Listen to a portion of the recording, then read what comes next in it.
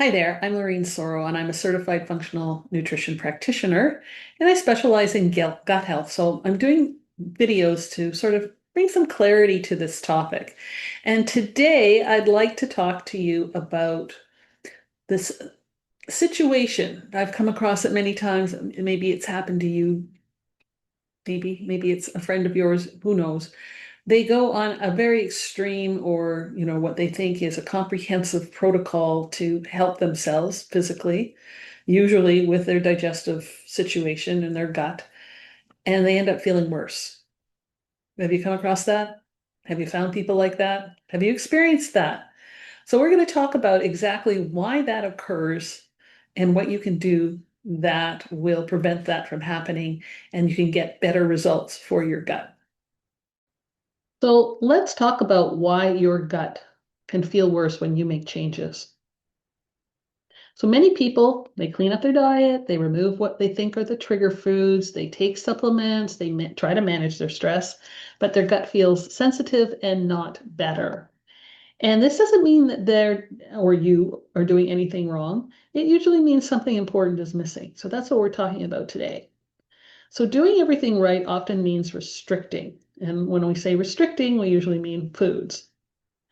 When people try to improve gut health, doing everything right often looks like removing foods, simplifying meals, repeating the same safe foods, avoiding variety, and eating less overall. And this can calm symptoms temporarily, but it often reduces microbial diversity. And the reason is this: if you have a food sensitivity and you remove it, you will feel better because that sensitivity was causing you symptoms. The problem was not the food, it's the microbes or lack of the microbes that will digest that particular food. And because of that, you're getting symptoms. So as soon as you stop having that food, you will feel better. But you have not improved the ecosystem that is your gut. You have not improved the terrain. You have not increased the diversity. You have not increased function. And so this is why often people can feel worse. A calmer gut is not necessarily a healthier gut. So why symptoms can increase over time? When microbial diversity declines, fewer microbial families are fed. It's pretty straightforward. You'll also have your metabolite production drop. So metabolites are produced by beneficial microbes from the foods that you eat. So they digest the food, they produce the metabolites. These metabolites help both the GI tract, your gut, your stomach, everything function well. It also helps the rest of your entire body function well. Obviously, digestion is going to be less adaptable the less foods that you consume, and sensitivities are going to increase. You might develop more.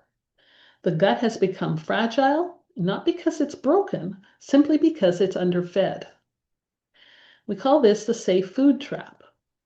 Safe food feels helpful because they reduce symptoms quickly, but repeating the same foods day after day feeds the same microbes repeatedly. You're not feeding new ones, you're feeding the same ones, and others are allowed to decline. This is going to narrow tolerance over time. And this is why many people say, I eat fewer foods now than I used to, and I feel worse. It's not the way it's supposed to be. So the missing shift is feeding, not fixing. Most people try to fix their gut, but the gut doesn't need fixing, it needs feeding. Feeding means adding diversity, so a vast array of different types of food if you can. Small inputs, so little small amounts, like a teaspoon. You don't need much, just to help feed these microbes, don't overwhelm them. A variety over volume, same principle. You don't want too much too soon, but you do want variety. And you want gradual exposure, so you wouldn't put all this variety in at once. You would do food by food over time.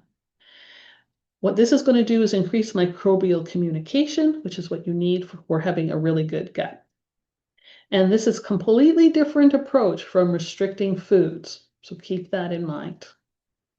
Why small additions work better than big changes? Well, when you have small, consistent additions, you're going to reduce the digestive stress. If there's not a lot there, it's not hard for it to digest. You're going to support adaptation. So the microbes getting these new foods in these small amounts, they're going to start to adapt, to talk to each other, and things are going to improve. It's going to help rebuild tolerance. And this is important, especially if you do have food sensitivities. And it's also important for not gaining new sensitivities. You want to feed multiple microbial families because the more microbial families you have, the better you function. And big changes, so if you want to do something really drastic, it's going to overwhelm the system. So you don't want to do that. Small inputs allow it to respond. So let's reframe the problem. If your gut feels worse while doing everything right, it doesn't mean you need more discipline. It usually means your gut is underfed, diversity is missing, and resilience has declined. This is not failure, it's information. This is something you can use to help yourself. Gut health improves when we shift from control to nourishment. Small, consistent inputs build resilience, key word. You'll see that word used a lot when it comes to longevity, but it's also true for gut health. You want to build resilience far more effectively than strict rules or dietary extremes. This is where real lasting change begins.